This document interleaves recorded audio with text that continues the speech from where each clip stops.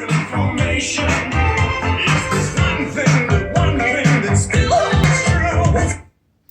Okay, so Rumpelstiltskin wants to talk about spiritual bypassing because we just did a video and the video was all about the secret, and it is about putting your attention on what you want and withdrawing your attention from things you don't want.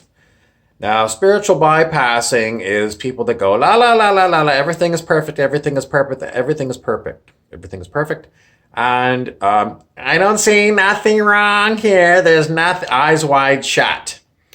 So the caveat of not putting your attention on negative things is a shaman has to look to see if what he's doing is effective, he or she or it. So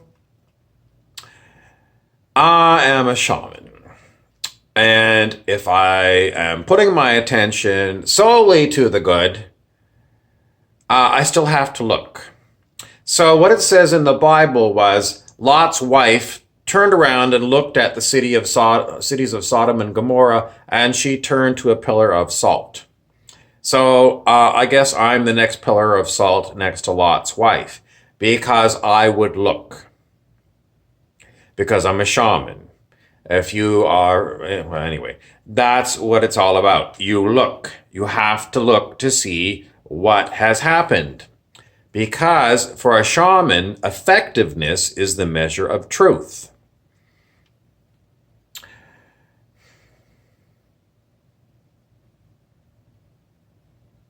Effectiveness is the measure of truth.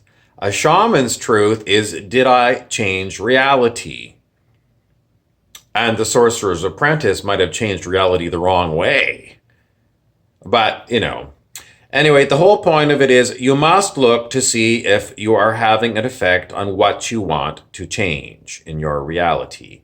If you have not made an effect that you want, then you, as a shaman, must try other methods. You must become a method man. You must have a huge toolkit of different methods of changing reality. So, spiritual bypassing is only one tool. In other words, it's saying, despite everything that I see, everything is fine and perfect.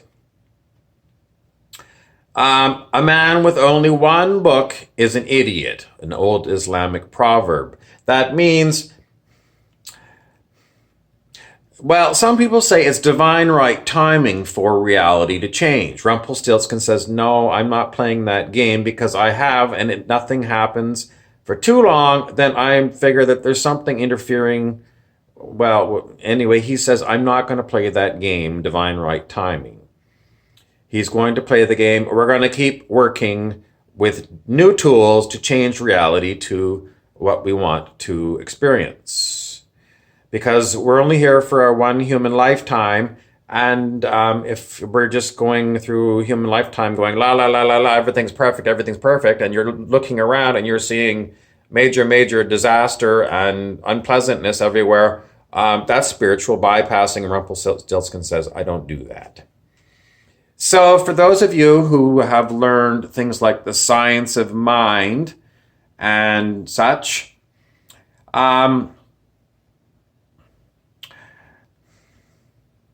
you were told divine right timing and you'll see it. And I did that for a long time, and with a lot of things that I was waiting for divine right timing, nothing has happened on those items. So do I believe in the science of mind? I guess I have to wait for the divinity. But in the meantime, I'm going to keep busy using other methods to try and get what I want. Yoda says, do and don't try, but I have to speak in English that you're going to understand. So I do understand that. But I mean, it's a lovely saying. You can say it till you're blue in the face, but if it doesn't work, it doesn't work. Why isn't it working? Oh, you don't believe hard enough. And no, this is stuff you cannot You cannot tell a student this and expect them to figure it out from what you've told them. You're going to make the student leave you and go down the road to find somebody new because your teaching methods are ineffective.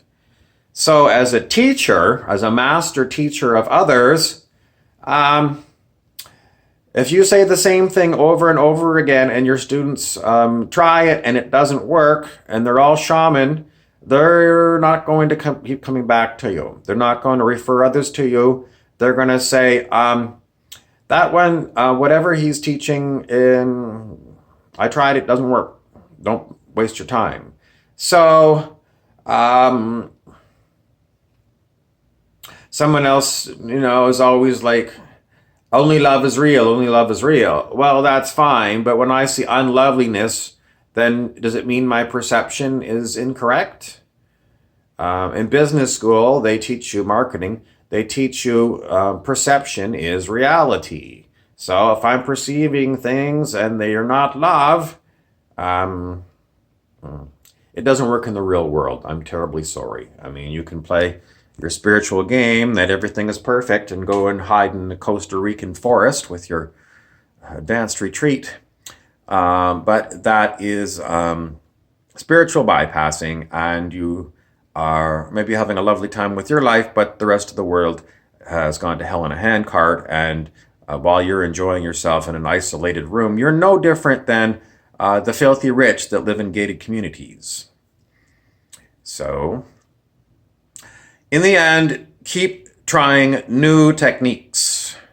Keep trying, and when you get one that works, use it until it stops working, and then go and find another technique. Because that's usually what happens. Things will work for you for a while, and is it because we're in a spiritual war and they figure out how to block you? It could be. Assume that there is someone who is opposing you and watching what you're doing, and if you're having success, they might learn how to counter you. And if you keep using the same technique and you're not getting progress, well, consider yourself countered. Move on to the next technique. You have to keep moving. You cannot expect that your opponent is stupid. Who is your opponent? For me, my opponent is the 1% deep state and cabal. I mean, there's the teaching of the science of mind and Joel Goldsmith is that you have no opponent. You have no opponent. It's carnal mind, which is no mind. Well, I tried that one. And does it work? I'm not going to say it never works, because sometimes it's a good thing. Sometimes it's like you have to have a little spinner, like if you're playing one of those child's games, it's just a little spinner with an arrow on it. And it's got all these different techniques, and you can spin your little wheel and try it. And I won't say it won't never work. I'm just saying if you're in a hurry for something to happen and that doesn't work, then move on to your next technique.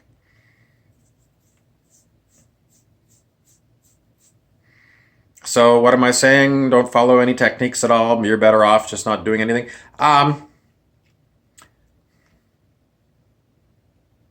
That's known as a not doing, and that's a Don Juan Matus technique for passing the time without actually trying to do anything shamanically, a not doing. So, yes, I do not doings. So I'm full of bullshit and baffle gab. Yes, in essence, my teachings go to your mental body. Your mental body is not the strongest part of you. I would say your source is your strongest part of you. Some people might say your heart is, but let's go right past the heart. We'll go to the source of everything that is. But anyway, the whole point is my talking to you has to get through your distortions. And if you don't like what I'm saying, you're going to distort it the way you want it. And you're going to take what you want, what resonates with you, which is fine. But if you come back afterwards and re-listen to the video, you might get it a little bit differently. Because minds have got defenses. And your defenses are like fences. And it's like fencing me out. because you don't want to listen to what I have to say, because God only knows why. But this is distortions, and it's very common on planet Earth to listen to something and then 10 minutes later completely forget what the hell you listened to. Did it go into your memory bank? Yes. Do you have access to it? Not necessarily. So, is it worth listening to me? No, it's a not doing. I hope you enjoy what I have to say. And if you want to try out shamanic techniques, then go look them up. Serge Kahili King is very good. His book is called Changing Reality. Who am I right now? Well,